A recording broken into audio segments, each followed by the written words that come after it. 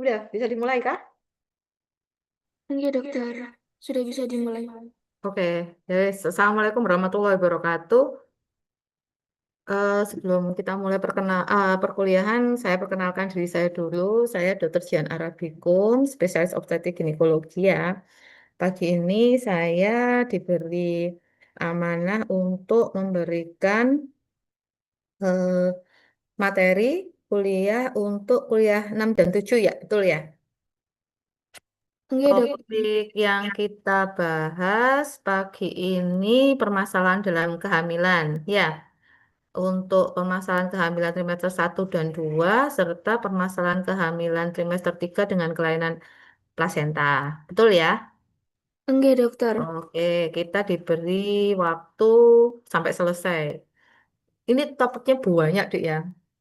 Slideku aja hampir ada 130-an ya.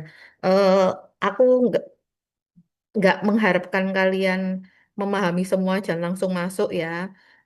Pasti nggak bisa ya karena memang terlalu banyak ya. Tapi harapannya yang penting aku kasih paparan, materinya nanti aku share ya.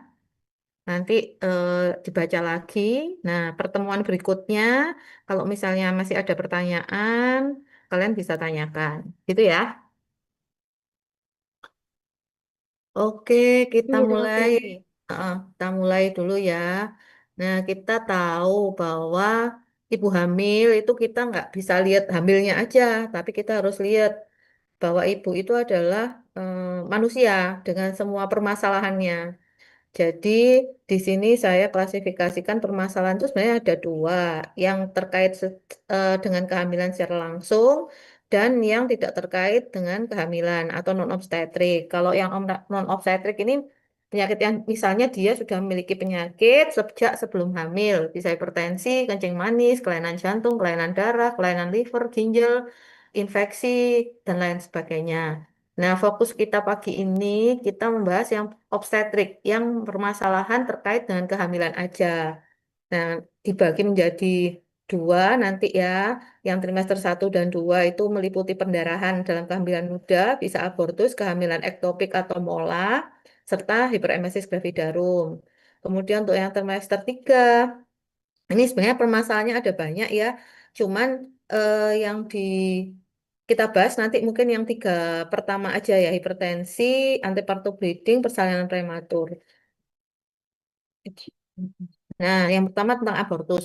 Abortus ini adalah keluarnya eh, kehamilan, produk kehamilan sebelum janinnya itu viabel. Artinya janinnya bisa bertahan hidup.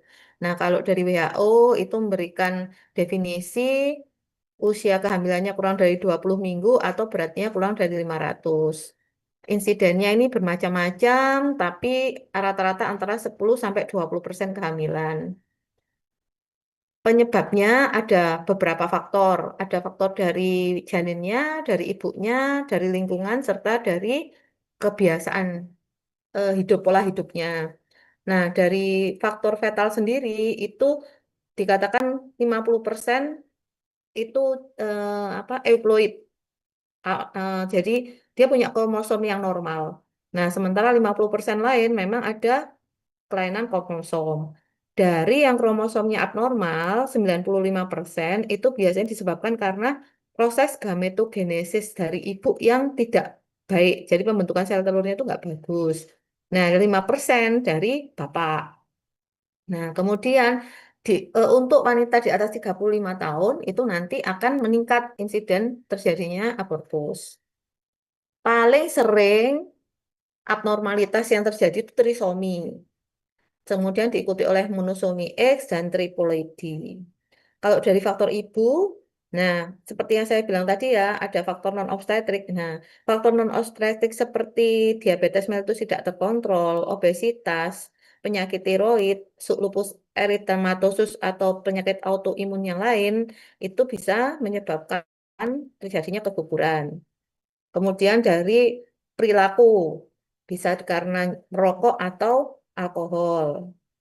Kemudian ini kalau saya boleh tanya, di antara kalian nih, berapa orang nih? 60 berapa, Dek? Temenmu berapa orang? 94, dokter. 94. Oke. Dari 94 ini yang rokok berapa persen? Yang laki merokok atau nge-vape? Ada 10 lebih? 2% dokter. Oh, 2%. Waduh, penelitian. Oke. Nah, kalau bisa, yang cewek ada nggak? Nggak apa-apa, ngaku aja. Kak Popo, kak tak lapor nona dekanmu. Nggak, aku cuma ngasih tahu aja bahwa sebenarnya itu sangat berpengaruh pada eh, masalah reproduksimu. Jadi kalau bisa, ya coba di stop atau dikurangi gitu ya, terutama yang perempuan ya. Kemudian alkohol consumption juga bisa. Kemudian untuk faktor nutrisi bisa kafein. Dikatakan bahwa konsumsi 5 cups kopi per hari atau 500 miligram kafein itu bisa meningkatkan risiko abortus. Kemudian obesitas itu berhubungan dengan keguguran. Kalau underweight itu biasanya lebih tidak berhubungan. Kemudian faktor lingkungan, paparan dengan radiasi atau obat kanker. Nah, jadi orang-orang yang bekerja di radiologi atau orang-orang yang bekerja di kemoterapi itu juga akan meningkatkan resiko pada petugas kesehatan yang sedang hamil. Kemudian kalau racun lingkungan lain bisa DTT ya, apa insektisida itu bisa. Kemudian tidak lupa juga infeksi. Infeksi ini macam-macam. Paling sering yang menyebabkan keguguran itu biasanya TORCH, ya, Toxoplasma, sitomegalo, herpes, CMV, itu ya. Kemudian ini klasifikasinya abortus, ada yang threatened abortus atau abortus iminen, artinya abortus terancam, dia jaringannya, janinnya belum keluar tapi masih masih tapi sudah ada pendarahan. Incomplete itu kalau sebagian jaringannya sudah keluar, complete kalau keseluruhan sudah keluar. Kalau miss abortion ini dia akan tertahan di rahim tapi nggak berkembang, itu namanya miss abortion. Kemudian yang terakhir septic abortion itu biasanya paling sering itu karena instrumentasi atau induced abortion atau ke abortus yang diindus. Jadi abortus yang nggak safe gitu loh ya. Aborsi, lebih ke aborsi. Yang pertama yang abortus iminen. Ini penandanya bahwa janinnya masih kelihatan, mulut rahimnya tertutup. Nah, ini ada RPH. Gambarnya ini yang ada panah hitam itu RPH, itu retroplacental hematum ya, hematum di apa itu namanya di kantong kehamilannya. Ini penandanya. Nah, kamu harus mendiagnosa diferensial dengan kehamilan ektopik, adanya infeksi di serviks atau ada keganasan di serviks. Ada beberapa kasus kemarin saya temui, jadi ibunya eh, kesannya seperti abortus iminen, terus dalam evaluasinya bayinya tidak berkembang, ternyata pada saat dilakukan kuretase, mulut rahimnya itu ada patologinya. Ternyata dia CA cervix yang endoserviknya yang kena. Jadi di luar cervixnya kelihatan di apa-apa, tapi ketika di kuret tuh baru kelihatan ada massa di endoserviknya dan memang ternyata dia dengan CA cervix gitu. Kemudian keluhannya biasanya nyeri suprapubik, ada kram, ada gejala seperti penekanan di pelvis atau ini nyeri pinggang bagian bawah. Itu biasanya terjadi kalau posisi uterusnya retrofleksi atau yang fundusnya ke belakang itu, Dek. Tuh. Biasanya bisa digunakan acetaminophen atau paracetamol ya untuk mengurangi nyerinya. Kemudian harus dikonseling, nggak boleh berhubungan sampai pendarahannya hilang. Kemudian incomplete. Nah, ini kalau incomplete, ini sudah buka, mulut rahimnya sudah buka, sebagian jaringan sudah keluar. Biar bisa dilakukan kuretase, bisa dibiarkan aja kalau sisanya sedikit, atau bisa diberikan obat-obat untuk membantu pengeluarannya seperti misoprostol.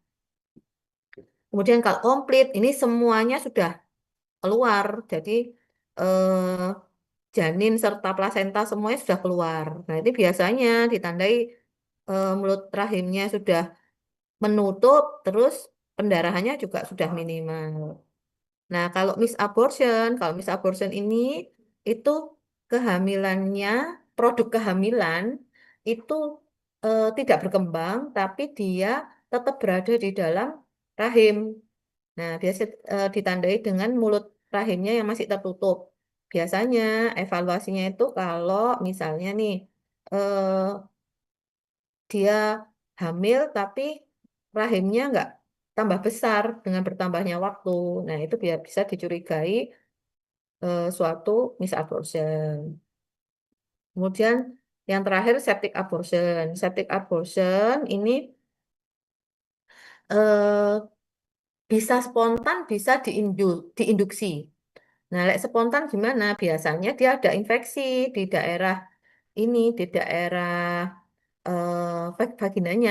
Memang sudah awalnya sudah infeksi, kemudian dia pendarahan spontan. Nah, itu nanti bisa menyebabkan septic abortion. Atau yang paling sering itu yang diinduksi. Jadi abortusnya diinduksi. Misalnya nih, kehamilan tidak diinginkan, terus pemakaian obat-obatan tertentu untuk berusaha mengeluarkan, atau bahkan kadang-kadang tuh ada yang pakai alat-alat atau bahan-bahan tertentu ranting atau daun apa yang dimasukkan ke vagina untuk menginduksi supaya eh, hasil konsepsinya keluar itu juga bisa menyebabkan terjadinya septic abortion. Nah, kalau sudah septic abortion biasanya itu ada demamnya, demam, nyeri perut bagian bawah, rahimnya itu jadi lunak dan nyeri.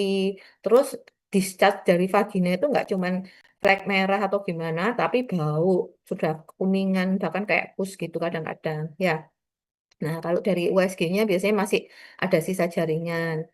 Kemudian bisa juga disebabkan karena ada infeksi dari jaringan organ yang lain, misalnya dari ISK. Nah, itu bisa. Pada saat kita periksa darah lengkap, biasanya didapatkan leukositosis. Nah, kita harus tahu kok bisa terjadi septic abortion. Walaupun misalnya nih kehamilannya nggak digugurkan, nggak ada instrumentasi, kita harus tahu bahwa vagina kita itu penuh dengan kuman, ya, baik kuman yang patogen maupun non patogen itu ada di situ. Jadi segala macam eh, patologi yang terjadi di vagina, serviks dan sebagainya itu bisa menyebabkan gangguan keseimbangan normal vagina floranya itu yang bisa menyebabkan infeksi.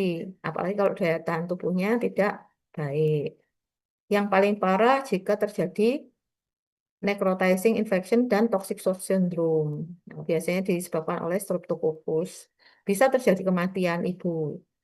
Nah, jadi makanya kalau ada perdarahan pervagina, hamil, ya harus kita evaluasi. Kita harus hati-hati. Kenapa? Takutnya terjadi mengarah ke abortus yang sepsis. Nanti biasanya treatmentnya diperbaiki kondisi umumnya, kemudian diberikan antibiotik yang ada kuat, yang broad spectrum ya, yang spektrumnya luas, kemudian baru setelah kondisi stabil dilakukan evakuasi dengan kuretase. Itu ya, ini yang abortus. Ada pertanyaan tentang abortus?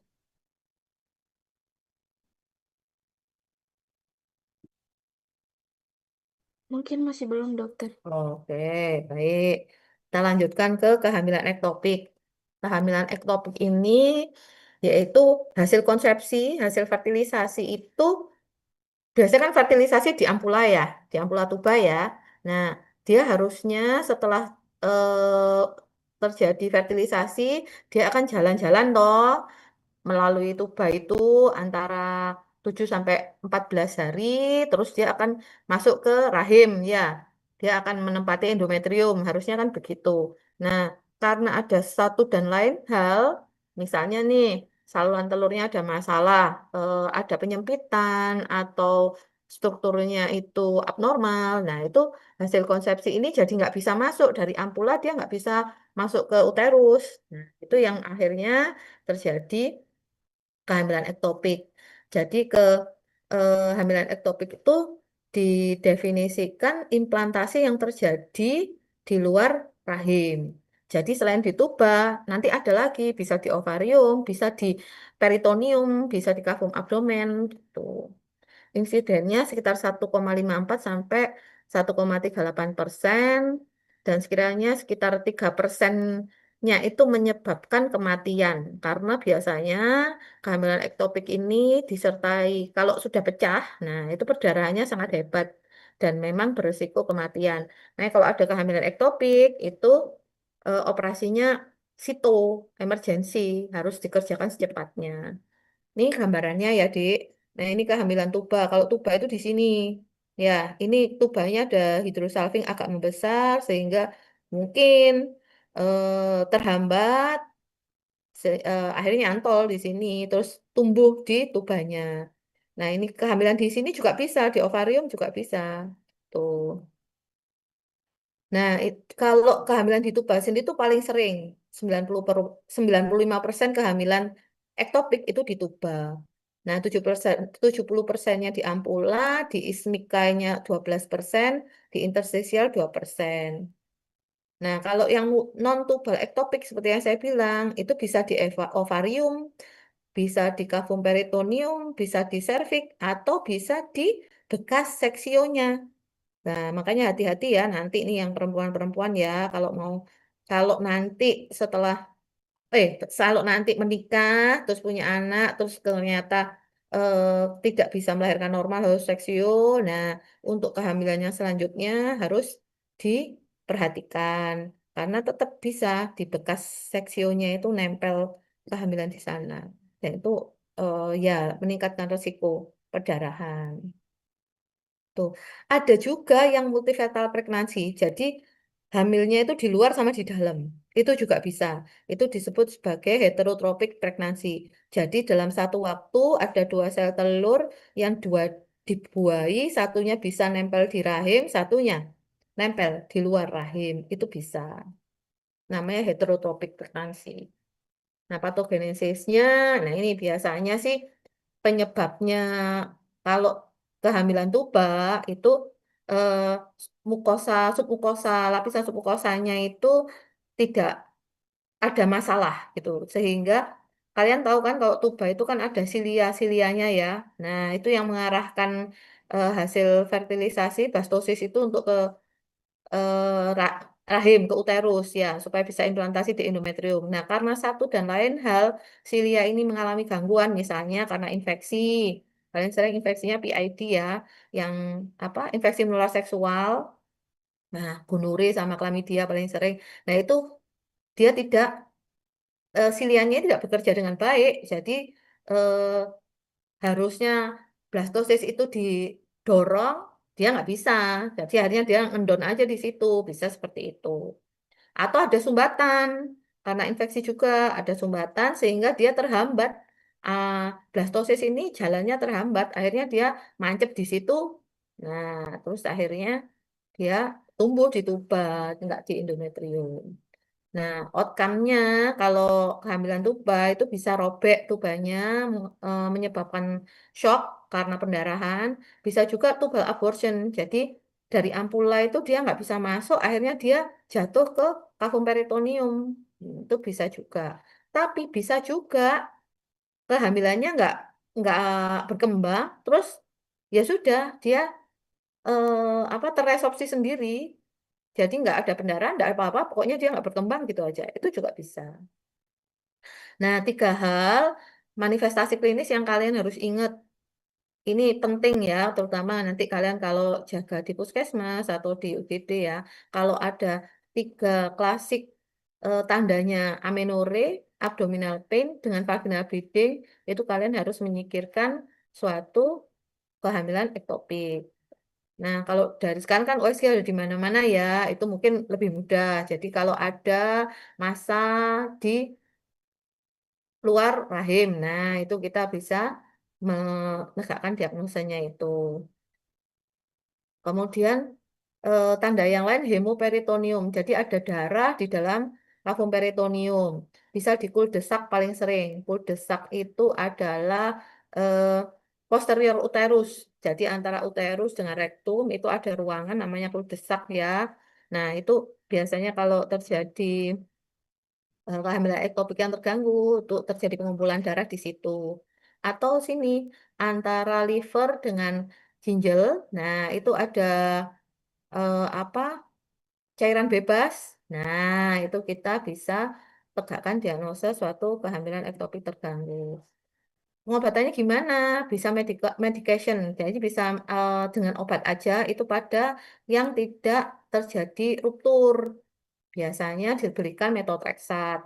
Nah, surgical atau pembedahan itu wajib jika robek dengan disertai pendarahan yang hebat. Ya, itu bisa dilakukan salpingektomi, salpingostomi. Jadi kalau salpingektomi itu dipotong tubannya, kalau salpingostomi itu biasanya yang belum robek ya, itu bisa dilakukan apa itu tubannya itu dibolongi gitu, Dek. Jadi dibolongi terus diambil jari apa?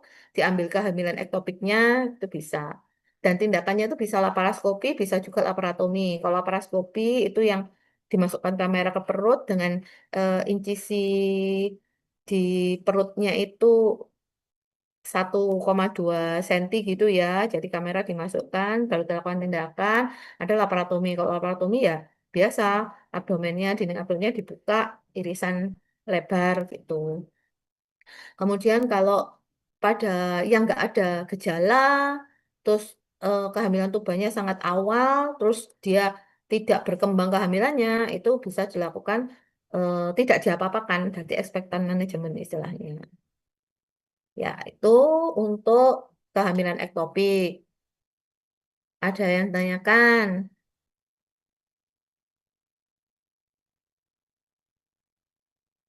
Mungkin masih belum, dokter. Dan ini masih berapa menit? Belum 30 menit. Hiperemesis gravidarum ya. Ini paling sering kalian nanti kalau jadi dokter umum baik di UGD maupun di puskesmas kasusnya sangat sering hiperemesis gravidarum. Jadi kalau dari definisinya hiper itu ekses alias berlebihan, emesis itu muntah. Ya, gravidarum pregnancy. Jadi ya mual muntah, muntah yang berlebihan saat kehamilan, terutama trimester awal. Nah, yang dimaksud berlebihan itu seperti apa? Jika mual muntah itu menyebabkan dehidrasi, berat badannya turun lebih dari 5% dari sebelum kehamilan, terus kemudian ada ketosis. Biasanya kita evaluasi dari pemeriksaan urin, ada ketonnya. Nah, biasanya dia sudah nggak mempan dengan antiemetik atau anti muntah yang diberikan per oral. Orang juga bisa ngomong, istilah lainnya itu adalah morning sickness. Ini bisa terjadi lebih dari 50% kehamilan, cukup tinggi insidennya. Kemudian kalau yang HEG-nya sendiri, yang mual muntah kan di atas 50%. Kalau HEG-nya sendiri bisa setengah sampai 2%. Biasanya ya harus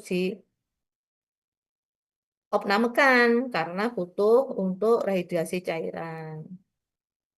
Kemudian ini faktor risikonya. Kehamilan sebelumnya, misalnya kehamilan kedua, kehamilan pertama, hiperemesis biasanya akan berulang sekitar 15-20%. Terus kehamilan mola, gemeli, atau kehamilan multiple, ada riwayat keluarga yang hiperemesis, nah dia akan meningkat resikonya. Usia yang di bawah 30 tahun, anak pertama, sebelumnya mengalami kegagalan kehamilan, kemudian bayi perempuan, jadi bayi perempuan itu dikatakan akan meningkat risikonya. Kemudian sebelumnya memang sudah ada heartburn dan acid reflux. Ini rodok akeh saiki ya, arek-arek iku GERD-GERD ngono ya, gastritis, GERD, dispepsia gitu. Nah, itu yang perempuan-perempuan ya, dijaga. Nanti resikonya hiperemesis akan meningkat. Kemudian, nah, tidak mengkonsumsi vitamin saat sebelum konsepsi. Nah, makanya disarankan saat ini kan disarankan 3-6 bulan sebelum rencana konsepsi, sebelum rencana kehamilan itu disarankan untuk konsumsi multivitamin. Di samping untuk mengurangi resiko kecacatan pada bayi, nah dia akan mengurangi masalah-masalah seperti MSS gravidarum. Kemudian unplanned pregnancy atau kehamilan yang tidak diinginkan itu juga bisa meningkatkan karena ada faktor psikologis di situ ya. Penggunaan marijuana, underweight atau dan obesity, adanya migrain serta eh, motion sickness. Untuk biasanya terjadi 5-6 minggu kehamilan, puncaknya di 9 minggu, biasanya 16-18 minggu sudah membaik. Namun ada juga yang sampai 3 semester 3 itu tetap mual-muntah tetap ada. Itu sekitar 15-20%. Bahkan ada sampai lahir tetap ada, insidennya 5%. Nah, ini biasa karena masalah hormonal ya, ada teori pengaruh hormonal, bisa psikogenik, ada ada teori adaptasi. Jadi mungkin ibunya kurang ini ya bisa beradaptasi tubuhnya dengan kondisi perubahan hormon yang terjadi saat kehamilan. Ini ini diferensial diagnosisnya banyak ya, yang gangguan-gangguan terutama di pencernaan itu. Nah, biasanya gambaran klinisnya muntah-muntah yang berlebihan, terus mulutnya kering, terus saliva, jadi air liurnya berlebihan, itu juga bisa. Terus perasa, indera perasanya, pengecapnya itu berubah rasanya, bisa. Kemudian pipis C, jumlahnya jadi berkurang, warnanya jadi lebih pekat. Pada kondisi yang parah itu biasa disertai dengan gangguan mental, perubahan status mental. Itu pada kayak Wernicke syndrome, itu nanti dia seperti orang yang nggak sadar gitu bisa kayak gitu. Terus ada nyeri epigastrium, ada konstipasi, fatigue, anoreksia gitu. Kemudian, nih biasanya kalau objektifnya kita lihat dari penurunan berat badan ya, tadi ya lebih dari 5%, kemudian ada takikardi, kalian bisa melihat tanda-tanda dehidrasi, kadang-kadang tensinya juga turun. Terus pada kondisi yang parah yang seperti saya bilang tadi, ada komplikasi di organ yang lain. Kalau di otak itu bisa jadi Wernicke syndrome, kalau di liver jadi icterus, jaundice, seperti itu. Nah, nanti kalau nemu pasien seperti ini, jangan lupa dicek laboratoriumnya. Minimal darah lengkap dengan urin lengkap. Kalau darah lengkap, biasanya kamu akan menemukan HCT-nya meningkat karena hipovolemi. Kalau dari urinnya, kamu nanti bisa melihat ada keton uri. Nah, kalau BPJS, kalau nanti bekerja ya kita ya, kan settingan semua BPJS. Nah, kalau nggak ada keton uri, di MRS kan hiperemesis, nanti ditanyakan. Ya, jadi itu pada kondisi yang berat, nah misalnya kamu sudah menemukan jaundice, orangnya delirium dan sebagainya, kamu bisa periksakan yang lebih lengkap, bisa liver enzim, bisa renal function test, elektrolit, seperti itu. Nah, jangan lupa harus di USG. Kenapa? Karena hiperemesis gravidarum ini selain terjadi pada kehamilan yang normal, dia bisa terjadi pada kehamilan mola. Nanti kita bahas mola ya. Nah, itu bisa terjadi seperti itu. Nah, dia akan meningkat juga pada kehamilan multiple. Jadi kalau kehamilan kembar itu akan meningkat terjadi risiko terjadinya hiperemesis gravidarum. Komplikasi, nah bisa menyebabkan akut kidney injury ya karena dehidrasi kan, hipovolemi bisa bisa terjadi stress ulcer di lambungnya, rhabdomyolysis, bisa ruptur esofagus. Ini kalau yang parah-parah ya. Nah, ini yang aku bilang Wernicke encephalopathy. Jadi dia akan bisa menyebabkan kehilangan kesadaran. Nah, tidak apa ternyata tidak sesimpel itu ya morning sickness ya. Kalau dibiarkan memang bisa menyebabkan komplikasi baik bagi ibu maupun janinnya. Janin bisa ini low birth weight alias pertumbuhannya terganggu. Bisa meningkatkan resiko prematurity gitu. Kemudian ini ada ininya ya, ada resiko skor mother is PUQ scoring system. Nah, itu ada 3 pertanyaan untuk mengetahui derajatnya. Hiper-MSS-nya itu ringan, sedang, atau berat. Tapi ini jarang dipakai ya di Indonesia. Ini nice to know aja. Saya kasihkan. Terus, nah, prinsipnya yang penting adalah ge- gejalanya harus diturunkan, baik melalui diet maupun pemberian obat-obatan. Kemudian komplikasinya dehidrasi misalnya ya sudah harus penggantian cairan, misalnya ada hipokalemi dikoreksi, ada defisiensi nutrisi ya kita perbaiki seperti itu. Kemudian eh, tergantung berat ringannya, bisa outpatient, bisa rawat jalan, bisa diopnamkan atau rawat inap. Kalau outpatient ya kalau kriterianya mild to moderate atau keton urinnya positif 2 atau kurang, nah itu bisa di rawat jalan. Jadi kita kasih pemberian obat-obatnya yang oral gitu ya. Tapi kalau misalnya dia keton urinnya apa? Oh, ini maaf. Ini kalau misalnya outpatient management biasanya direhidrasi dulu di UGD gitu ya. Kemudian diberikan obat-obatan, paling sering ya antiemetik ya kayak metoclopramid, ondansetron gitu. Kalau membaik ya sudah, boleh dia pulang. Tapi kalau nggak membaik, baru kita rawat inapkan. Itu biasanya kalau impor MSS-nya berat, ada gangguan elektrolit, kemudian ada apa gejala lain itu kita sebaiknya di rawat inap. Ini kalau yang penting yaitu tidak boleh distimuli di apa kita hindari avoid nausea stimuli. Kemudian kita kontrol mual muntahnya. Kemudian kita koreksi cairan serta gangguan elektrolit, keseimbangan elektrolitnya. Kita ganti kalorinya. Nah, terus cegah ini Wernicke encephalopathy. Ini biasanya bisa dikerjakan, yang biasa dikerjakan ya eh, pencetus dari lingkungan, misalnya bau-bau yang menyengat, suhu yang terlalu panas, suara-suara atau cahaya itu di, diminimalisir. Dibuat lingkungannya yang tenang gitu ya. Kemudian dihindari stres. Kadang-kadang kan ibu hamil tuh banyak ya yang juga masalahnya karena stres ya. Nah itu kita gali. Ada enggak masalah-masalah mungkin di pekerjaannya dia kalau dia wanita pekerja atau mungkin di rumah tangganya itu bisa digali. Nah, untuk meminimalisir eh, biar gejalanya bisa membaik lebih cepat. Kemudian dihindari juga obat-obat yang bisa menyebabkan mual muntah. Terus kesehatan gigi, mulut harus tetap dijaga.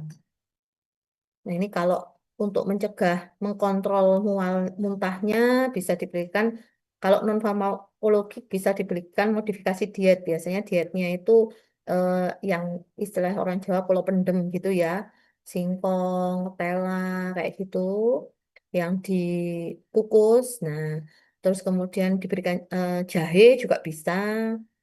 Terus kemudian pemberian makannya dikasih jarak antara makannya apa setelah makan dengan minum itu kasih jarak 30 menit itu bisa ada diet khususnya diet hiperemesis itu ada nanti mungkin kalian bisa browsing sendiri ya untuk diet hiperemesis jadi kalau ringan itu bagaimana kalau sedang bagaimana kalau berat bagaimana itu nanti kamu cari oh ya terus kemudian farmakoterapi farmakoterapinya biasanya di puskesmas paling sering B6.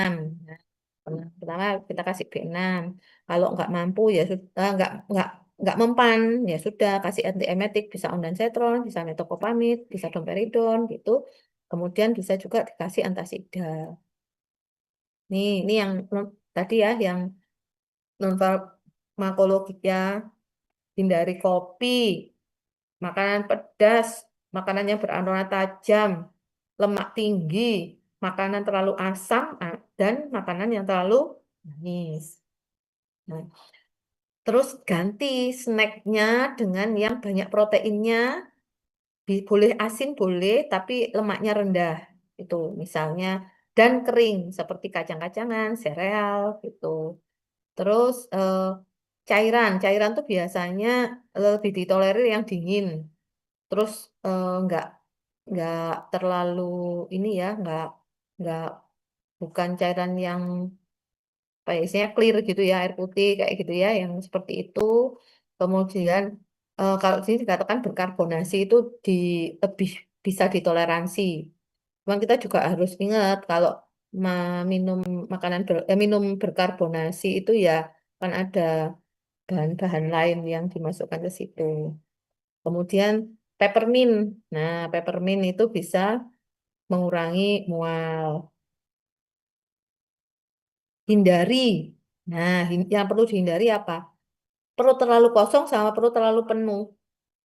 Jadi kalau jangan sampai telat makan, intinya gitu. Jadi lebih baik makannya itu eh, dibagi dengan porsi kecil, tapi lebih sering.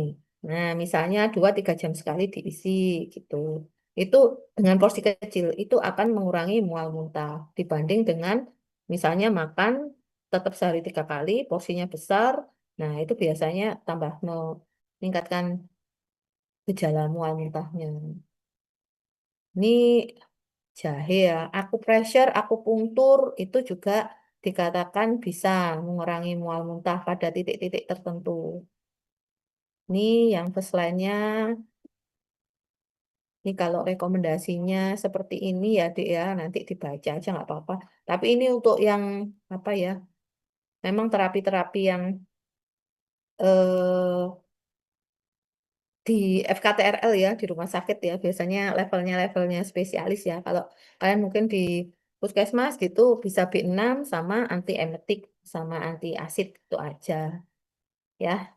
Nestuno aja nanti dibaca. Ini antasida itu masih bisa me, masih ada tempat, kategorinya masih B ya. Nah, kalau PPI ya kayak golongan esomeprazol, pantoprazol itu sebenarnya kategorinya C. Tapi masih ya penelitiannya juga belum selesai, tapi biasanya sih sarannya dihindarkan. Ya, termasuk sukralfat itu juga masih kontroversi. Ada mazhab yang mengatakan nggak apa-apa, ada yang katanya katanya itu ada jurnal yang mengatakan itu meningkatkan resiko kelainan gangguan tingkah laku perilaku pada bayinya. Gitu. Ini yang penting adalah koreksi cairan ya, menggunakan normal salin dan RL sampai dia terhidrasi dengan baik. Tidak boleh pakai dextrose ya. Tuh, kemudian kecuali nanti ini tiamin diberikan. Jadi biasanya setelah pemberian cairan ini diberikan juga vitamin B. Tiamin ini vitamin B ya. Biasanya sih kalau kita nggak ada sediaan tiamin sendiri, kita belikan B-komplek ya. Suplemen TCA B-komplek yang diberikan secara infus ya, kita encerkan dengan cairan. Itu nanti boleh pakai cairan yang ada gulanya. Seterusnya. Ini perhitungannya nanti dibaca aja. Kalau ada gangguan elektrolit juga boleh dikoreksi. Nah, ini dari untuk kalori replacement-nya ya nggak bisa kamu langsung misalnya dibutuhkan wanita hamil itu 2.500 kalori gitu ya, tapi kamu langsung ngasihkan pada saat ibu itu dalam kondisi mual muntah kan nggak bisa, jadi harus bertahap. Ya, itu kemudian ini yang Wernicke encephalopathy yang saya sebutkan tadi yang bisa menyebabkan eh, gangguan kesadaran itu biasanya kita berikan tiamin dengan rehidrasi, pemberian tiamin 100 miligram itu biasanya dia membaik. Itu biasanya dibelikan satu ampul B-komplek. Nah, itu biasanya. Tapi itu satu ampul B-komplek itu isinya B1-nya cuma 10 miligram. Jadi biasanya diberikan 10 ampul. Tapi ini dengan pemberian tertentu. Maksudnya ada cara pemberiannya sendiri. Kalian nice to know aja. Untuk kalau ada Wernicke ya wis rujuk aja ya. Tuh, terus kapan pasien boleh pulang? Pasien boleh pulang kalau ketonnya sudah negatif. Dia sudah bisa minum, makan dalam 24 jam, sudah nggak ada masalah. Terus oral antiemetiknya sudah bisa masuk, jadi nggak perlu injeksi-injeksi lagi. Nah, dia boleh pulang. Kemudian yaitu yang penting itu adalah segera setelah dia merasa lapar harus segera makan, jangan menunda. Eat small meal and snack. Jadi maknya dikit-dikit. Lebih banyak protein, karbohidrat, fatnya dikurangi gitu ya. Terus dihindari yang terlalu pedas, terlalu berminyak, terlalu asam. Terus minumnya yang dingin. Terus kopi kopi dihindari. Jangan lupa membersihkan gigi setelah makan. Terus jangan langsung tidur habis makan. Nah, kalau habis tidur langsung makan, biasanya ya nanti makanannya naik lagi ya. Tuh, jadi mulai tambah parah. Tuh ya. Kemudian eh, lingkungannya dimodifikasi. Tuh, yang nggak nyaman. Tuh, terus seandainya dia kadang-kadang ibu hamil itu kan nggak bisa bau-bau yang menyengat ya. Nah, kalau nggak bisa masak, kan berarti harus ada yang memasakkan. Nah, biar tetap bisa makan ya. Nah, kalau bisa ada yang membantu untuk menyiapkan makanannya. Kalau nggak bisa, ya beli ke tetangganya juga nggak apa-apa. Ya, itu.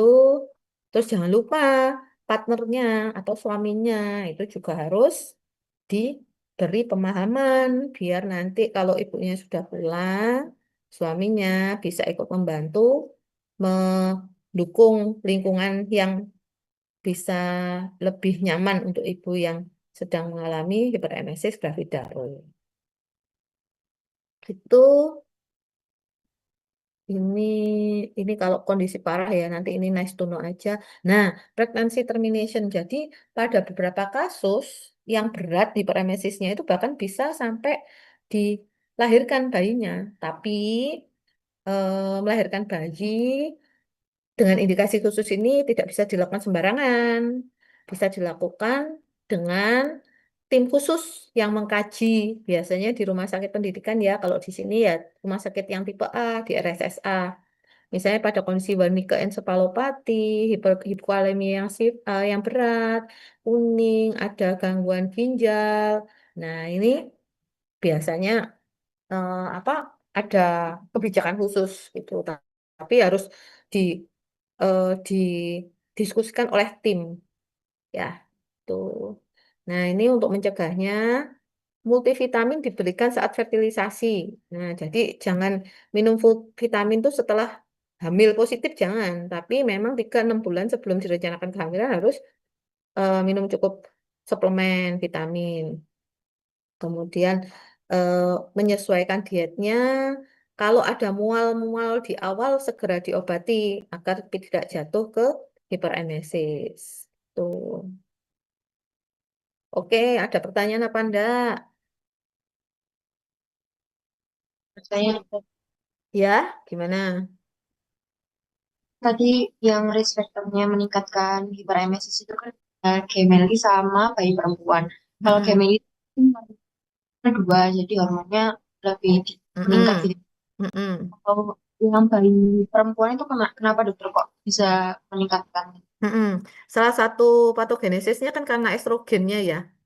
Nah, kalau bayi perempuan kan otomatis dia juga ikut menyumbang kenaikan estrogen dalam darah ibunya. Paham ya? Kan kalau perempuan kan estrogennya lebih dominan juga loh, bayinya itu. Nah, itu ikut menyumbang itu ke ibunya. Jadi itu yang menyebabkan gejalanya pada ibu-ibu yang dengan kehamilan bayi perempuan itu hiperemesisnya meningkat. Begitu. Bagaimana?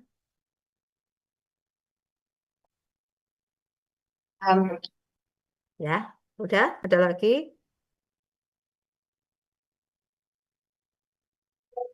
Mungkin belum ada dokter.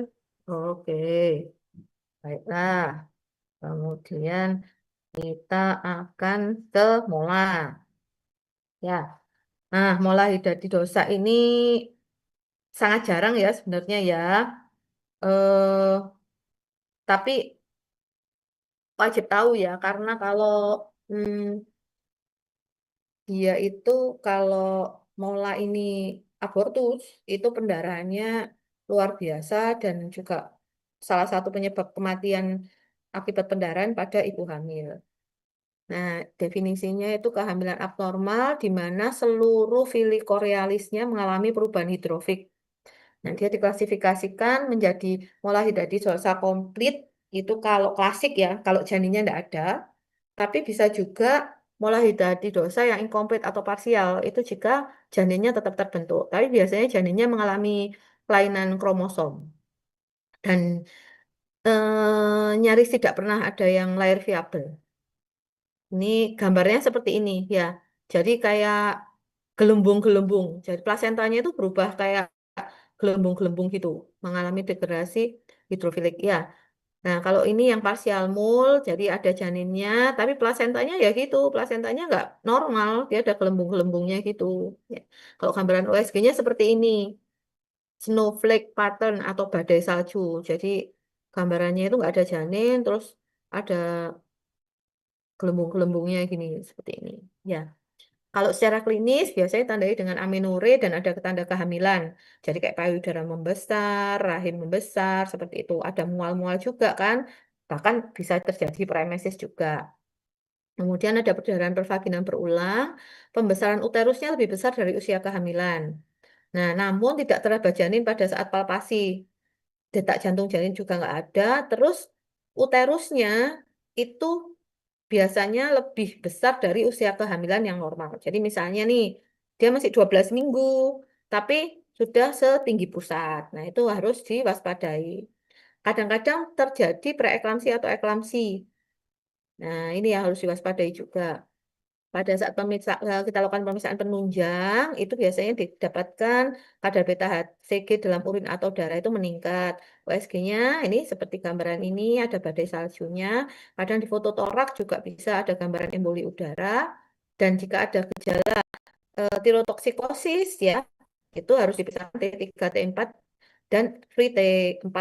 Karena memang salah satu komplikasinya selain preeklamsi-eklamsi itu juga bisa terjadi tirotoksikosis.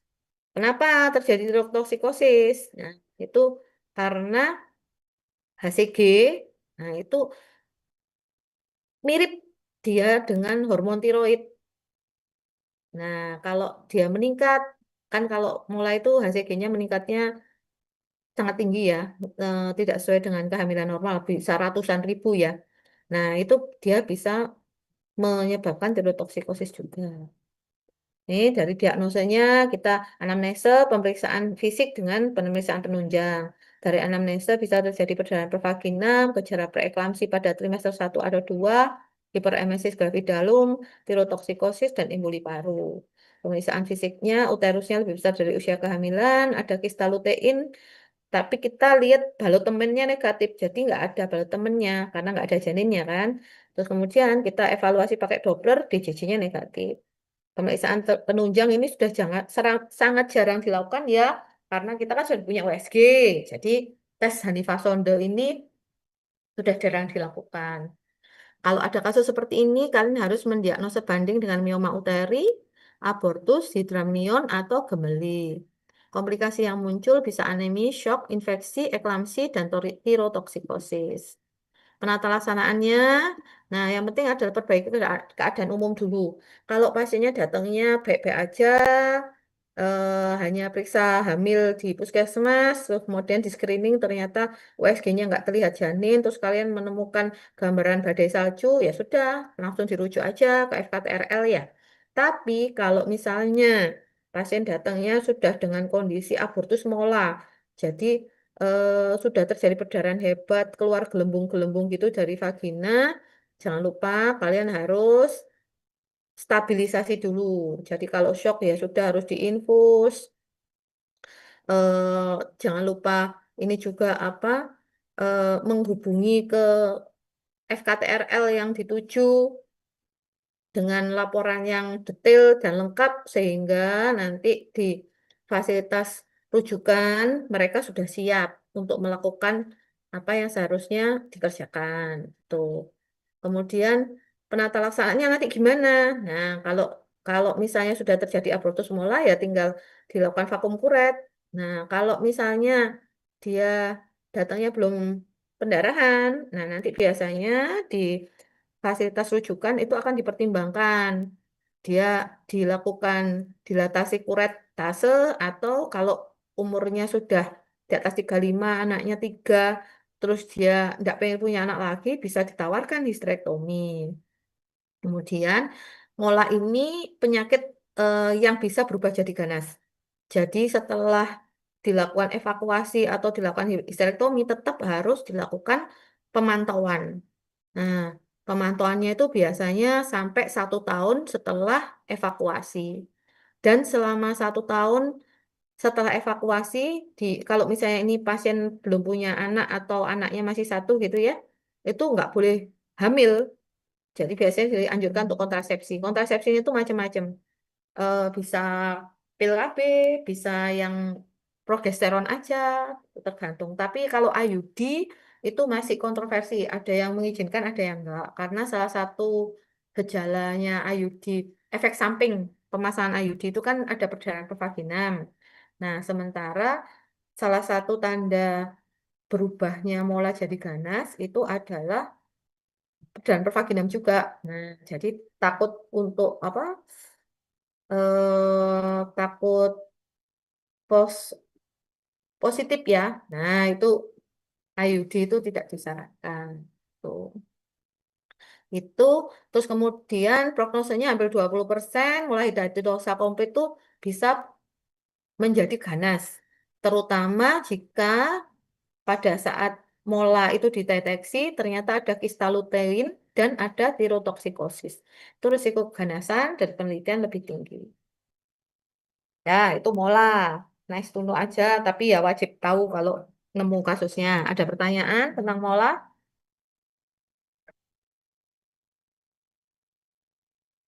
Mungkin belum ada dokter. Belum ya? Oke, lanjut ya. Sekarang kita ke kelainan di trimester 2-3. Ya, yang pertama yang paling sering dan menjadi 3 besar kematian ibu di Indonesia, bahkan di dunia yang sampai saat ini juga belum teratasi, yaitu preeklamsi.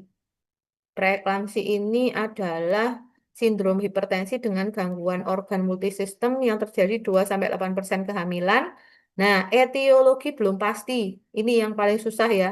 Yang jelas dikatakan ada kaitannya dengan plasenta. Jadi adanya masalah implantasi abnormal yang menyebabkan iskemik pada plasenta yang menghasilkan zat-zat terkimia tertentu, sitokin yang beredar ke seluruh tubuh ibu dan menimbulkan dampak sistemik. Ini termasuk penyebab utama morbiditas dan mortalitas ibu. Teorinya awalnya itu merupakan kontaminasi racun atau toksin selama kehamilan. Jadi implantasi yang nggak sempurna itu kan menghasilkan zat-zat tertentu. Nah itu yang dianggap racun dalam tanda kutip ya. Nah, eh, plasentanya sendiri itu karena implantasinya mengalami gangguan, akhirnya pembuluh darahnya ini menjadi mengalami gangguan juga pembuluh darahnya dalam plasenta itu. Nah, itu yang menyebabkan perfusinya menjadi buruk. Tuh. Nah, pengelolaan sekarang itu biasanya dengan persalinannya dipercepat serta pemberiannya magnesium sulfat. Nah, ini yang sangat penting itu nanti pemberian magnesium sulfat. Jangan sampai nanti kalian di puskesmas atau di UGD nggak berani ngasih magnesium sulfat. Ya, tuh. Terus penegakan diagnosisnya biasanya ada hipertensi di atas 20 minggu. Jadi kalau sebelum 20 minggu kita ngomongnya hipertensi kronis, tapi kalau sudah di atas 20 minggu baru masuk kategori preeklamsia. Nah, terus disebabkan gangguan sistem yang lain. Jadi ada kelainan organ, entah itu ginjal, entah itu liver, itu.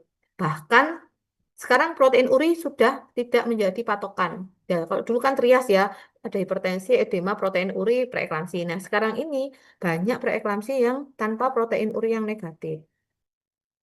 Dan setelah bayi lahir, masih tetap berpotensi untuk berlangsung sampai 3 bulan setelahnya.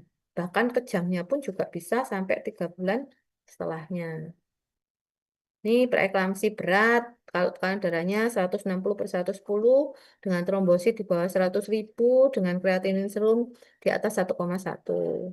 Biasanya ada peningkatan transaminase 2 kali normal, SGOT, SGPT-nya, terus ada gejala neurologis, bisa stroke, nyeri kepala, gangguan visus, bisa terjadi edema paru, dan gangguan pertumbuhan janin.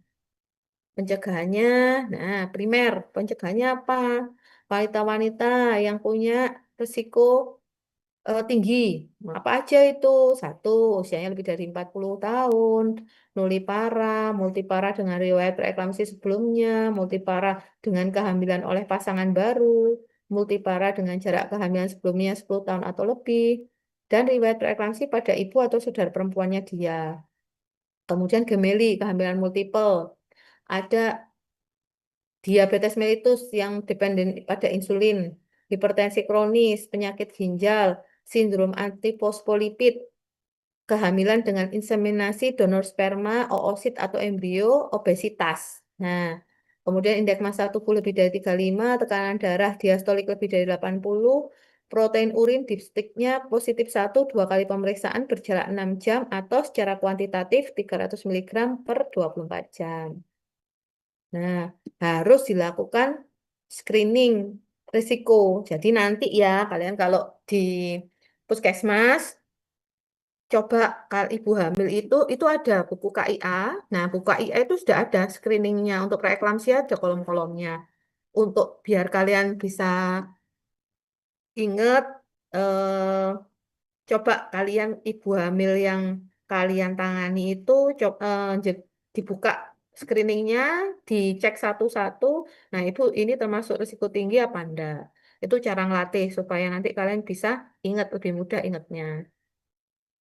Kemudian pencegahan sekunder saat ini dilakukan itu pemberian aspirin dosis rendah dengan suplementasi kalsium 1 gram per hari. Ini pada wanita yang risiko tinggi yang tadi, nah itu pencegahannya seperti itu yang sekunder. Kalau penata laksanaannya sendiri bisa ekspektatif.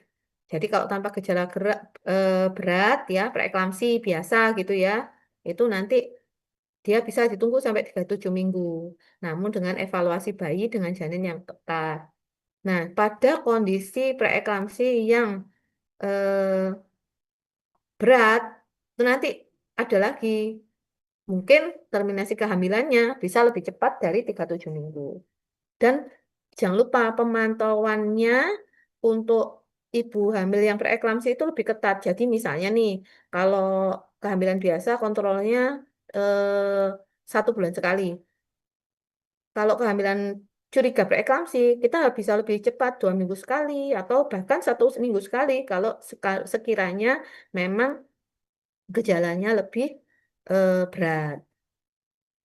Evaluasinya apa? Gejala maternalnya, tensi, eh, gejala maternal ini untuk tanda-tanda impending eklamsi ya, bisa nyeri kepala, nyeri di belakang bola mata, tengkuknya kaku, ada kedutan di wajah, ada nyeri epigastrium. Nah, seperti itu. Kemudian gerakan janin dipantau. Kenapa? Karena kan kita tahu bahwa ada masalah di pembentukan pembuluh darah saat implantasi. Plasentanya mengalami masalah sehingga perfusi eh, ke bayi juga menurun.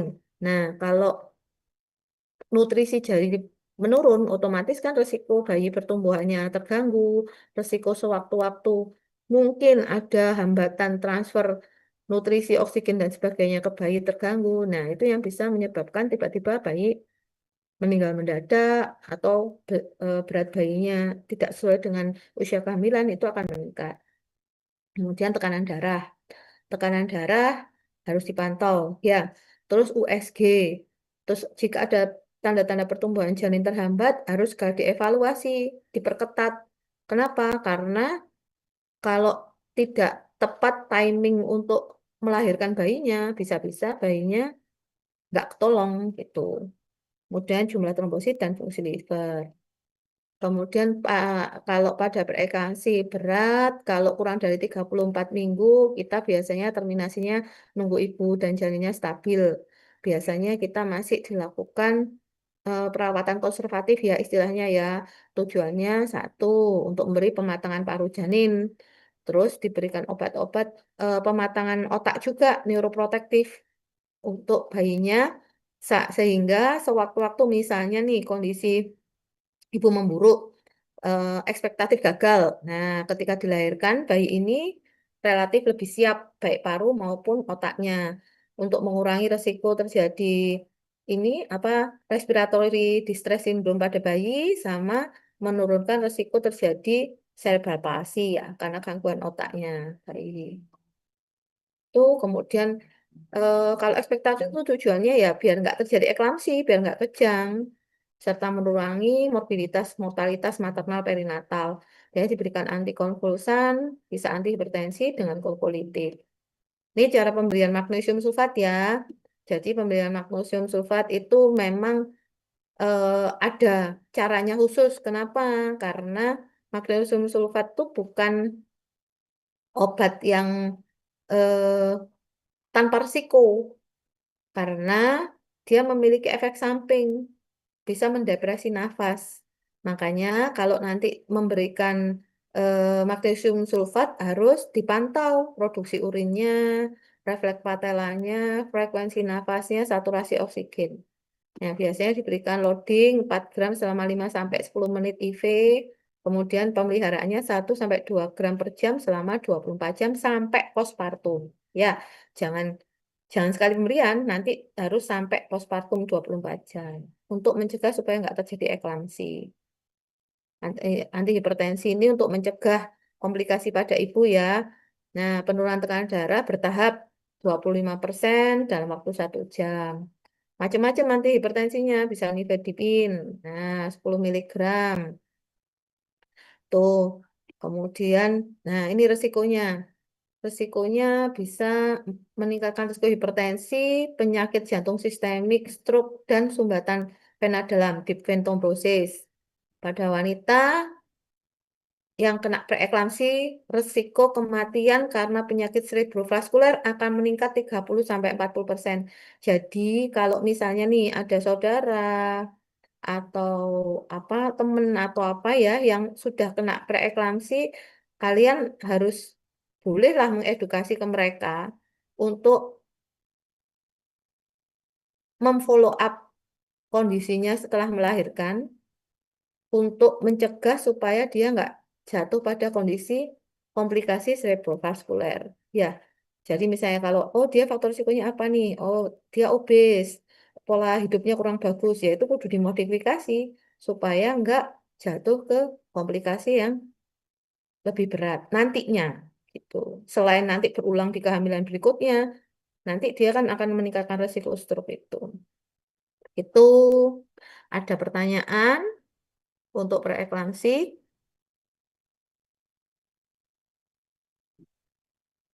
Mungkin masih belum, dokter. Oke, gas ya.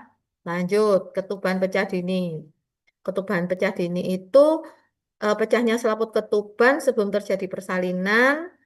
Nah, itu bisa terjadi setelah usia 37 minggu yang disebut PROM, tapi bisa juga terjadi sebelum 37 minggu yang disebut preterm premature rupture of membrane atau PPROM. Insidennya lumayan banyak ya, 6-15% kehamilan aterem. Kemudian kalau yang PPROM itu sekitar 2-3% dari kehamilan tunggal. Kehamilan ganda itu meningkat risikonya. Kita tahu karena kalau kehamilan ganda kan over distensi uterusnya ya. Tuh. Kemudian merupakan sepertiga komplikasi dari semua kelahiran prematur. Komplikasinya apa? Bisa terjadi infeksi. Kenapa infeksi? Kalau pecah ketuban kan berarti terjadi hubungan antara rahim dengan vagina. Sementara saya tadi kan bilang vagina itu penuh dengan kuman. Nah, jadi berisiko terjadi infeksi baik ibu maupun bayinya. Gitu. Kemudian kalau dari teorinya di atas 18 jam KPD itu meningkatkan resiko infeksi pada bayi dan meningkatkan resiko mortalitas maupun morbiditas.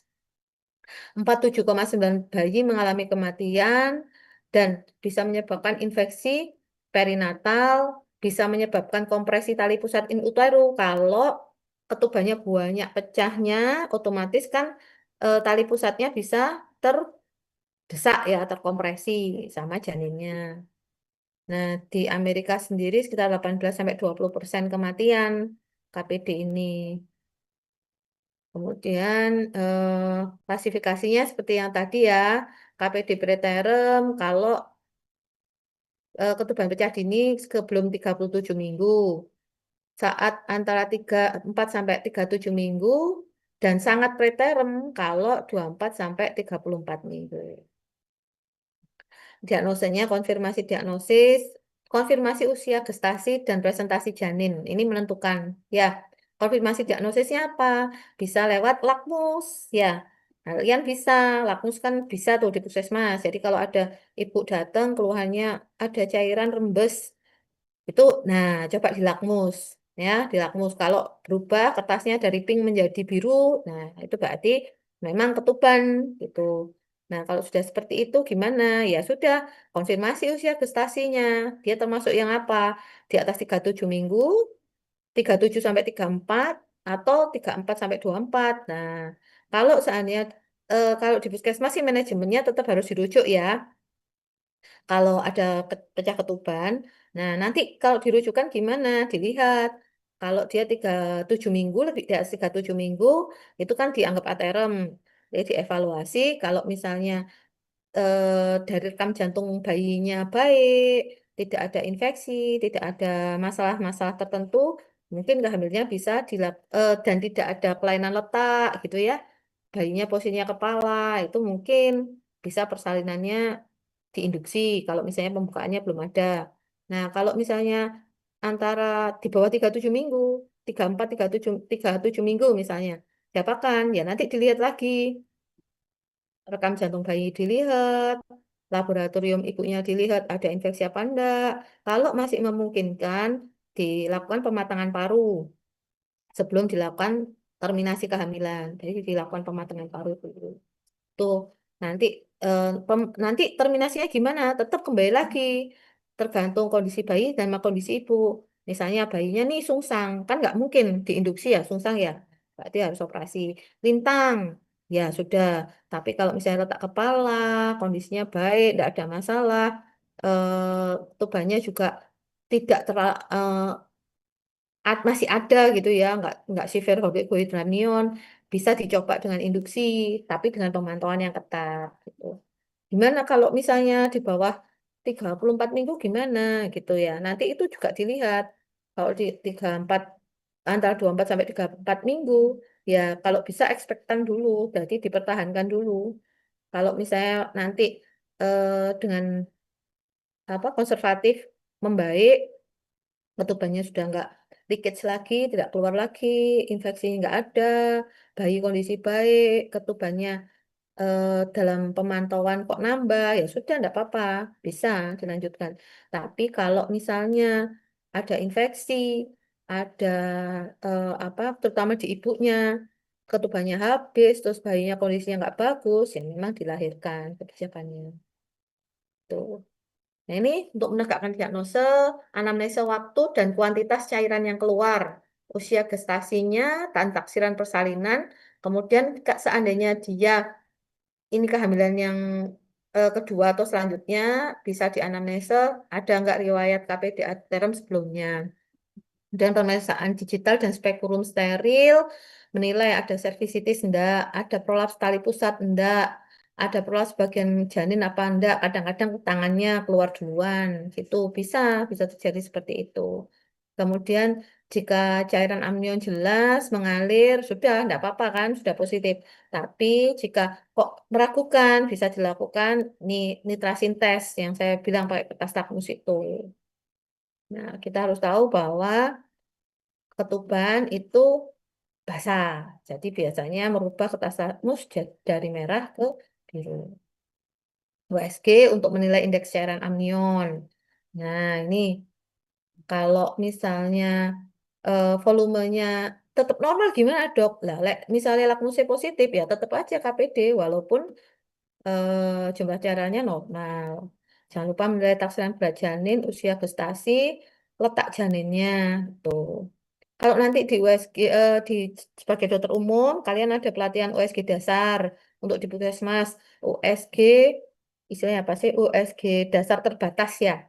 Jadi nanti kalian paling nggak bisa menilai, diajari untuk menilai posisi letak presentasi bayi, jumlah cairan ketuban, letak plasenta, itu ya. Itu dasar-dasarnya bisa ada pelatihannya ada. Nanti akan mempermudah kalian kalau mendapatkan pasien-pasien hamil di puskesmas. Nah, ini faktor risikonya katanya berkulit hitam tuh memiliki risiko lebih tinggi dengan sosioekonomi yang rendah, perokok, riwayat infeksi menular seksual, riwayat persalinan prematur, riwayat ketuban pecah dini, perdarahan pervaginam, distensi uterus, kemudian prosedur yang dapat berakibat kepada KPD, misalnya ada sirkulase atau amniosentesis. Misalnya nih bayinya ada kelainan bawaan mau dicek kromosom gitu. Biasanya dilakukan amniosentesis kan, nah itu meningkatkan risiko KPD. Kemudian eh, biasanya sih nggak ada penyebab yang tunggal itu nggak ada. Biasanya double-double. Jadi dia ada infeksi, ada stres, ada malnutrisi. Nah itu biasanya seperti itu. Nah itu kemudian prenatal science seperti yang saya sebut tadi bisa ekspektatif, bisa aktif. Kalau kurang dari 24 minggu, morbiditas minor neonatus seperti hiperbilirubinemia, tapi penetrasian lebih besar dibanding yang lahirnya setelah 36 minggu. Jadi kalau misalnya masih di bawah 34 minggu, mempertahankan kehamilan itu pilihan yang terbaik, kecuali pada kondisi-kondisi tertentu ya, seperti infeksi pada ibu dan sebagainya. Kemudian kalau lebih dari 34 minggu dikatakan kalau dipertahankan risiko karioamnionitis dan sepsisnya akan meningkat. Antibiotik, nah antibiotik biasanya nanti dapat antibiotik ibunya untuk profilaksis. Kemudian diberikan kortikosteroid untuk pematangan paru. Pemberian antibiotiknya apa? Ya tergantung, tergantung ini ya, tergantung di rumah sakitnya pilihannya apa. Tapi biasanya diberikan broad spectrum, ya penisilin itu paling sering penisilin atau gentamisin itu yang paling sering digunakan. Untuk aktif bisa biasanya dikerjakan setelah 37 minggu, lebih dipilih induksi awal, diberikan oksitosin. Untuk kortikosteroid antenatal yang saya sebutkan tadi, untuk pematangan paru istilahnya ya, itu eh, maturasi paru. Nah, itu untuk mencegah respiratory distress syndrome, perdarahan intraventrikular dan enterocolitis nekrotikan. NEC istilahnya. Lah, MGSO4. Nah, MGSO4 ini yang saya sebut tadi untuk neuroprotektan, untuk melindungi otak bayi, untuk menurunkan insiden cerebral palsy. Pemberiannya bolus 6 gram selama 40 menit, dilanjutkan infus 2 gram per jam. Sampai persalinan atau sampai 12 jam terapi. Komplikasinya di ibu bisa bayi, di ibu bisa endometriosis, korioamnitis, bisa sepsis. 6,8% ibu hamil dengan KPD itu beresiko masa purpuriumnya mengalami endometriosis, 1,2% mengalami sepsis. Tapi yang meninggal, alhamdulillah resikonya sedikit ya, hampir tidak ada. Kalau sampai ada ya, ya itu mungkin kondisi ibunya sangat ini ya sistem imunnya sangat jelek ya kalau sampai meninggal karena kan dengan antibiotik yang sudah ada sekarang broad spectrum insya Allah ya bisa ngatasi. Nah, komplikasi janin ini yang mungkin agak ini ya karena bayi ya jadi kalau misalnya dia komplikasi itu sepertinya lebih berat dari ibunya resiko kematiannya juga lebih besar. Itu bisa terjadi kalau eh, ada malpresentasi, misalnya letak lintang atau letak sungsang, gitu ya. Kemudian kompresi tali pusat, ada oligohidramnion, necrotizing enterocolitis, bisa gangguan neurologi, perdarahan intraventrikel, dan sindrom distres pernafasan. Begitu tentang KPD. Ada yang ditanyakan?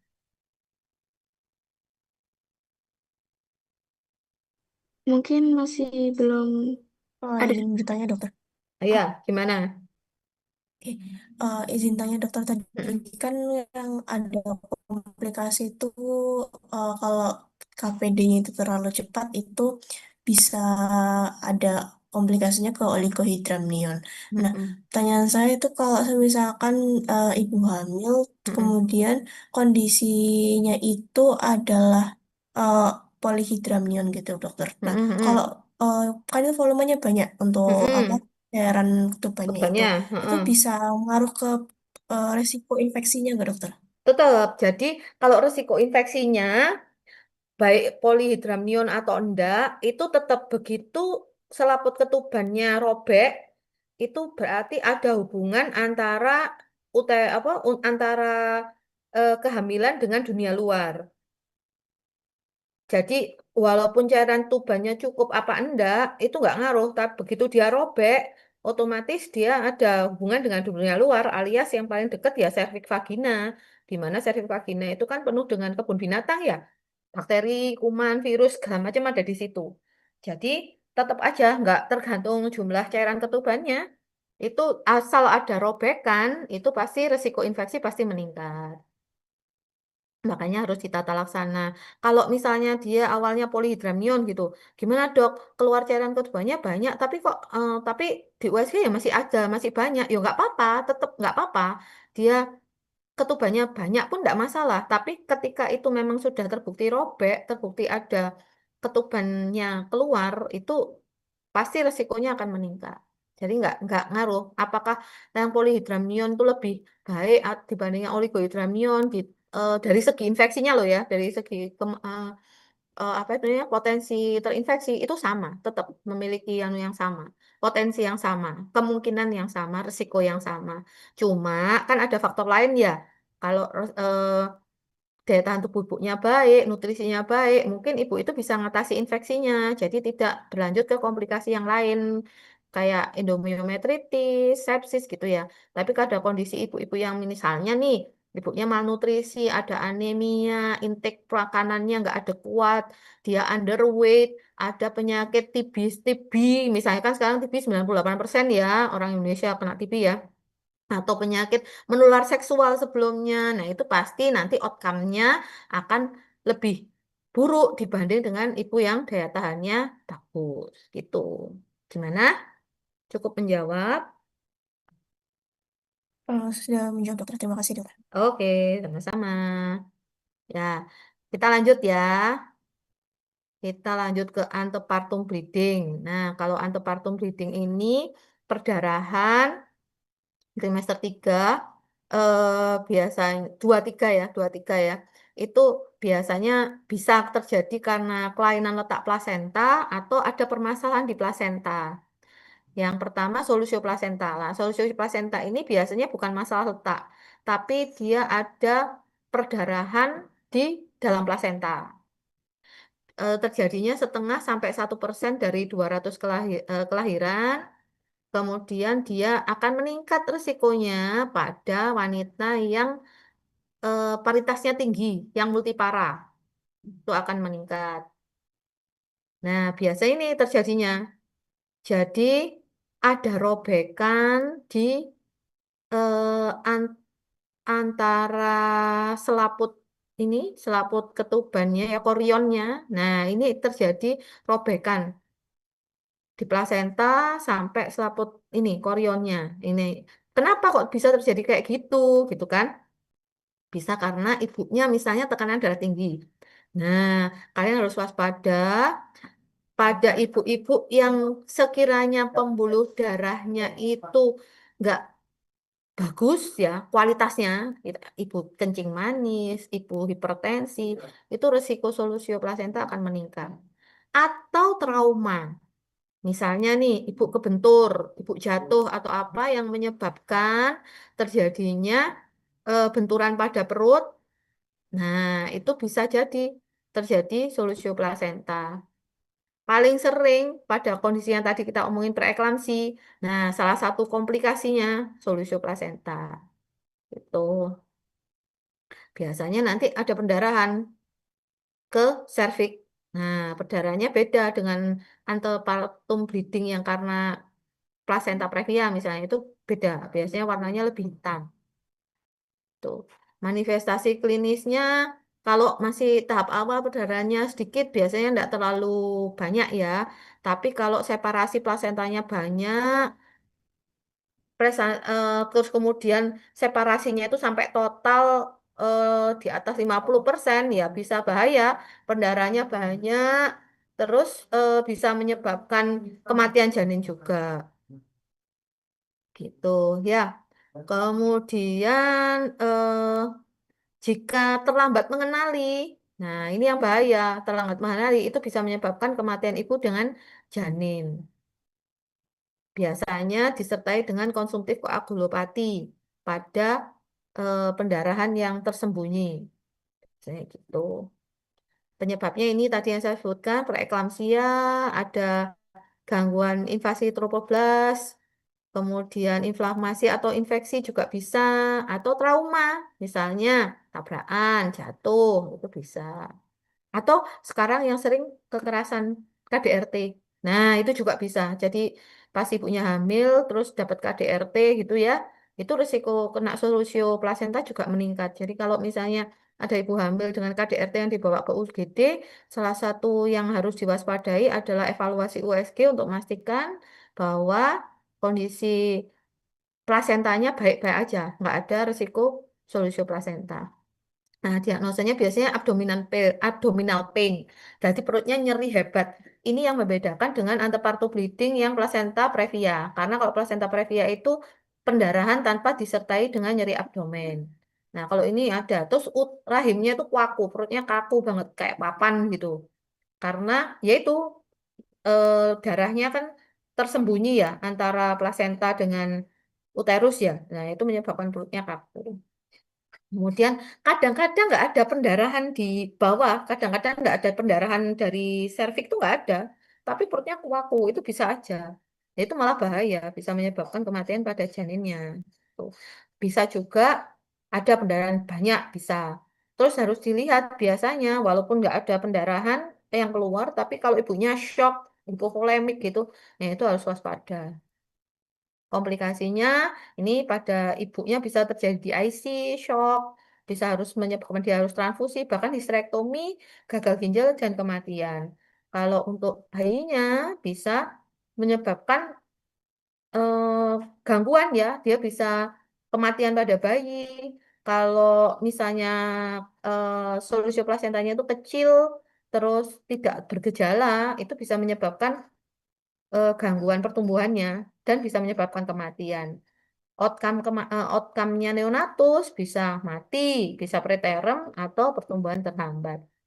Manajemennya tergantung pada usia kehamilan, sama kayak KPD tadi ya, gampangnya ya. Nah, kalau misalnya memang kondisinya membahayakan ibu, ya usia berapapun enggak ditunggu, langsung diterminasi. Biasanya kalau belum ada pembukaan, emergency SC itu yang dipilih. Kalau misalnya bayinya viabel, terus kemudian pembukaannya ada, biasanya solusi plasenta tuh pembukaannya cepat. Jadi kayak partus precipitatus gitu. Terus detak jantungnya masih baik dan sebagainya. Kadang-kadang bisa ditunggu untuk persalinan pervaginam. Tapi kalau misalnya ada pembukaan tapi detak jantungnya sudah eh, abnormal, ya sudah, SC pilihan. Tapi FC pun dengan tanpa resiko, maksudnya sangat berisiko tinggi karena ibunya resiko di IC besar. Nah, itu akan menyebabkan membuat luka baru itu kan akan meningkatkan resiko perdarahan. Karena pada pasien di IC biasanya ada gangguan pembekuan darah sehingga kalau misalnya ada luka baru ya pasti akan menyebabkan pendarahan yang lebih besar lagi. Tuh, kalau misalnya bayinya meninggal, terus ibunya dengan kondisi masih baik, tidak ada masalah, sebenarnya vaginal birth itu lebih dipilih karena akan memperkecil risiko komplikasi pada ibu. Nah, yang kedua plasenta previa. Nah, kalau ini adalah kelainan letak. Jadi, ari-ari atau plasenta itu dia implantasi di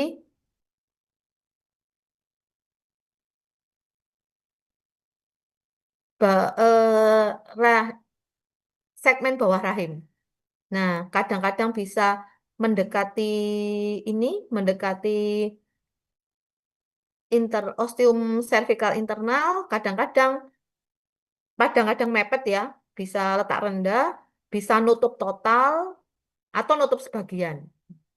Itu terjadi 0,4 sampai 1% kasus, 250 sampai 400 persalinan. Ini plasenta previa ya, bisa total atau parsial, bisa low lying. Ini yang saya bilang dia eh, di jaraknya dari ostium uteri internum itu 2 cm. Nah, kalau marginalis dia di tepinya ostium internum, tapi tidak menutupi. Tuh. Nah, ini gambarannya ya. Ini kalau total seperti ini. Nah, kemudian ini kalau kalian inspekulo, misalnya ada pendarahan pervaginam, harus diinspekulo, Dek. Nah, lihat ada jaringan apa seperti ini. Nah, ini kan berarti plasentanya sudah total ya, dia nutupi di keluar keluar dari ostium uteri. Tuh. Nah, faktor risikonya adalah multiparitas dengan riwayat kehamilan sebelumnya seksio sesaria. Tapi sekarang ini banyak kasus plasenta previa tapi masih nulliparity atau kehamilan pertama. Kalau dievaluasi ini penelitiannya juga belum belum ini ya. Cuman ya mungkin kalian kalau mau penelitian nggak apa-apa. Ada kaitannya sama faktor resiko di ibunya malnutrisi. Jadi biasanya pada wanita-wanita yang anemia, terus intake nutrisinya kurang gitu ya, atau paling gampang kan kalau evaluasinya dari lingkar lengan atas ya, dia termasuk kekapanda gitu ya, itu sering terjadi implantasi plasentanya itu di bawah, plasenta previa. Itu masih belum jelas sih, tapi kalau kita tarik ini ya ceritanya kenapa sih plasenta itu kok tumbuhnya di bawah itu kan salah satu ketika blastosis masuk ke rahim dia kan keliling-keliling tuh ke dalam kavum uteri. Nah, nyari endometrium yang paling enak untuk ditempeli gitu kan. Nah, pada kondisi di mana endometrium yang bagian atas fundus korpus nggak enak untuk ditempeli entah itu karena aliran darahnya nggak bagus, entah itu karena apalah pokoknya nggak nyaman gitu ya. Terus dia ketarik ke bawah. Kenapa ke bawah? Karena arteri uterinya itu kan adanya di bawah ya, Dek ya. Di apa? Di ismus itu ya, di leher rahim ya, di leher rahim. Nah, itu kan ibaratnya dekat dengan sumbernya utama kan. Nah, terus dia implantasinya di situ. Jadi itu ya masih belum teorinya belum fix sih, cuman ada teori yang mengarah ke sana karena nutrisi sehingga cenderung untuk nempel di tempat yang vaskularisasinya lebih bagus, yang di leher rahim ya kebetulan karena arteri uterina dari situ nanti ari-arinya itu bisa arahnya itu mengarah ke sana karena merasa karena ya itu aliran darahnya lebih baik. Tuh. Tuh ada teorinya seperti itu. Karena sekarang banyak yang plasenta previa masih nullipara. Nah, ini ada painless bleeding. Jadi, ada pendarahan tanpa disertai dengan nyeri. Beda dengan yang tadi, yang solusio plasenta. Nah, painless bleeding ini kita harus waspada plasenta previa. Kemudian, uterine bleeding after mid pregnancy. Nah, yang penting adalah sonografi, USG. Tuh, kemudian jika plasenta previa ini individual sekali, sama kayak KPD tadi, tergantung usia kehamilannya. Ya, dia mataram apa enggak kalau 37 minggu ya sudah dilahirkan tapi kalau masih di bawah 37 minggu dilihat dulu beratnya berapa. Nah, perlu pematangan paru, pematangan apa pemberian neuroprotektan segala macam itu. Nah, nanti evaluasi kalau sekiranya pendarahannya enggak berhenti ya sudah usia berapapun harus dilahirkan untuk menyelamatkan ibu ya. Tapi kalau pada kondisi apa bayinya sangat kecil, ya tinggal harus baik-baik KIE-nya ke keluarga karena dengan melahirkan bayi belum tentu bayinya selamat gitu. Yang penting harus menyelamatkan ibunya tuh. Terus nanti juga harus di KIE kan juga kalau misalnya bayi ini lahirnya prematur atau imatur banget gitu ya. Itu kan harus perawatannya khusus. Nah, itu kompleks ya, memang memang kompleks, tapi itu memang harus diedukasikan keluarga sehingga keluarga paham, sehingga apapun tindakan yang dikerjakan itu yang diutamakan memang ibu. Kalau plasenta previa gitu, kalau bayinya memang masih imatur atau prematur gitu, karena lebih mengancam ke ibunya. Itu terima kasih ngebut kita, tapi kita bisa selesai jam 9:04. Monggo kalau ada yang perlu ditanyakan.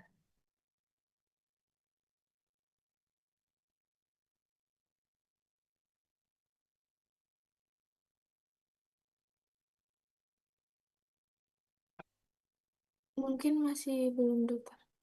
Ini aku belum ada satu topik ya yang kehamilan apa permasalahan di eh, kehamilan di trimester 3 itu kehamilan lewat waktu. Nanti kalian baca aja. Jadi prinsipnya kalau kehamilan lewat waktu itu kehamilannya lebih dari 294 hari atau 42 minggu lengkap, di mana itu berdasarkan HPHT dan USG pada saat kurang dari 3 bulan. Jadi makanya kalau bisa eh, pasien itu harus USG di bawah 3 bulan, di bawah 12 minggu, karena itu ketepatan kesesuaian untuk HPL itu lebih bagus dibanding setelah itu. Ya, jadi kalau kehamilan lewat waktu itu yaitu 42 minggu lengkap atau 294 hari. Nah, kalau misalnya sudah ketemu hamil lewat waktu, apa yang dikerjakan? Nah, kita harus evaluasi USG untuk lihat ketubannya bagaimana, ada nggak risiko insufisiensi plasenta. Biasanya dilakukan selain USG, CTG, kardiotokografi, dilihat janinnya baik apa enggak. Nah, nanti dari situ, ya memang harus diterminasi. Hanya cara terminasinya itu yang tiap-tiap beda. Ya, tergantung posisi janin, terutama ya, satu posisi janin. Kalau janinnya kepala, hasil CTG-nya masih bagus, USG cairan ketubannya juga masih normal, ya sudah, mungkin induksi masih bisa ada tempat. Tapi kalau misalnya posisinya bukan kepala ya, letak sungsang, letak lintang, letak oblik, atau ketubannya sangat minimal gitu ya, severe oligohydramnion itu di bawah 6 gitu ya. Nah, itu mungkin ya seksio menjadi pilihan seperti itu. Jadi sangat individual sekali penata laksanaannya posterem itu. Tapi yang jelas kalau nemu posterem langsung dirujuk untuk dievaluasi. Dievaluasinya ya dari USG dengan CTG. Itu nanti yang menginduksi ya di FKTRL, nggak boleh di puskesmas. Karena syaratnya induksi itu adalah harus tersedia kamar operasi yang bisa siap dalam waktu 30 menit. Karena induksi itu akan meningkatkan risiko satu, fetal distress, dua, ruptur uteri. Nah, pada saat kondisi-kondisi emergensi seperti itu, nggak boleh lama. Dalam 30 menit, bayinya harus lahir. Itu, ya, itu yang untuk kehamilan lewat waktu. Ada pertanyaan?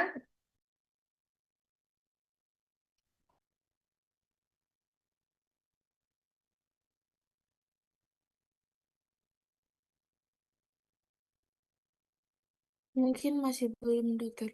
Oke. Kalau nggak ada pertanyaan, ini ya, apa, aku cukupkan sekian ya. Iya, Nanti, Dok. nanti ini presentasinya saya kasih ke Dokter Citra. Nanti kalau mau nanti minta ke Dokter Citra gitu ya. Iya, Dokter. Heeh. Terus untuk minggu depan maunya gimana? Maksudnya seperti ini atau kalian mau presentasi nggak? Bagi kelompok, kalian yang presentasi. Mau gitu.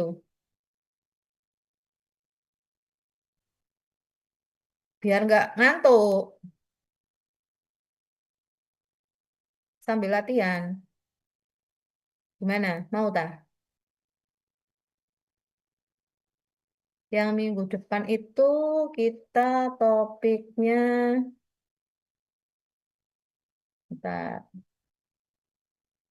topiknya itu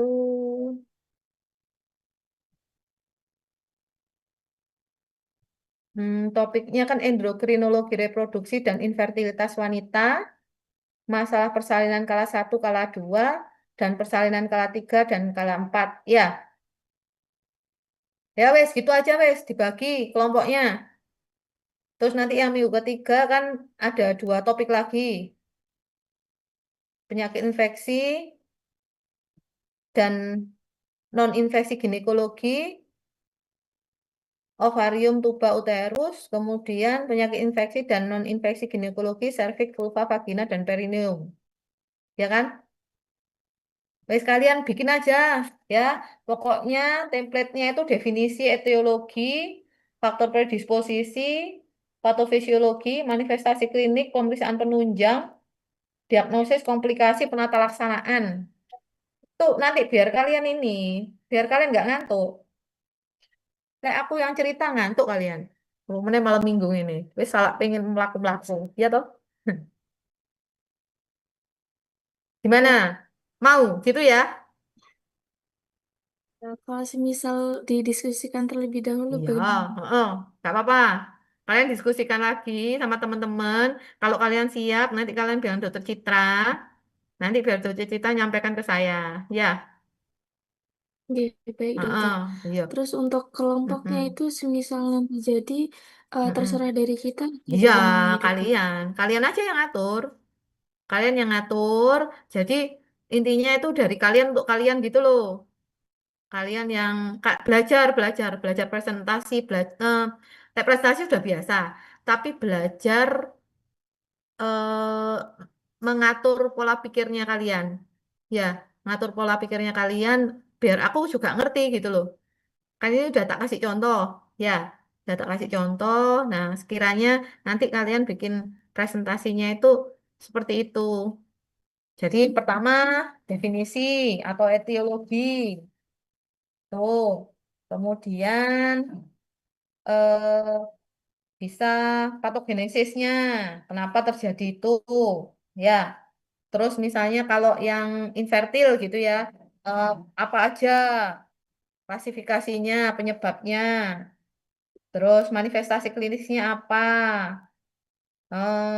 terus manifestasi klinis itu kan bisa dari anamnese, pemeriksaan fisik gitu ya, sama pemeriksaan penunjangnya apa, yang perlu, komplikasinya apa, terus cara penegakan diagnosenya dari apa, tuh, terus diagnosa banding sama penata laksanaan serta prognosis. Itu aja. Rata-rata kalau belajar penyakit di kedokteran tuh itu. Etiologi, patofisiologi, manifestasi klinis, pemeriksaan penunjang, komplikasi, diagnosis banding, pencegahan, penata laksanaan, prognosis. Wes itu tok. Itu nanti kalian belajar untuk eh, menata pola pikir kalian supaya terbiasa berpikir seperti itu. Kalau ada penyakit apa ya sudah kalian langsung oh ya etiologinya ini, manifestasi klinisnya ini, patogenesisnya seperti ini. Kalau aku nemukan ini, aku apa yang aku anamnesakan apa? Kalau pemeriksaan fisiknya aku harus nemu apa? Nanti diagnosa bandingnya kira-kira apa yang penyakit mirip-mirip kayak gini. Terus nanti penata laksanaannya gimana? komplikasi yang mungkin apa, terapinya apa, sama prognosisnya gimana. Wis itu tok, kuncinya di situ. Kalau penyakit kedokteran itu. Ya, bisa ya? Insya Allah dokter. Ya, wis, nanti kalian bagi, nanti ngomong sama dokter Citra, kita ketemu minggu depan hari apa? Hari Jumat ya?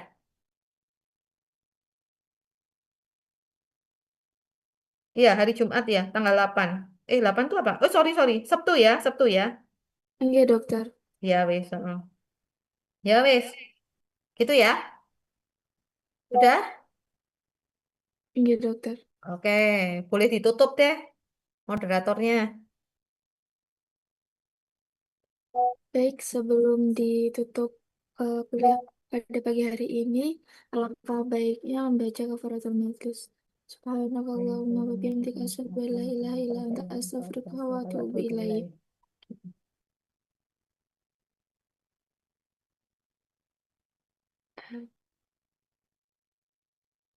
Udah, sudah ya.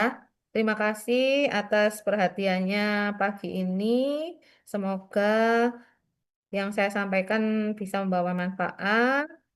Ada kurang lebihnya saya mohon maaf.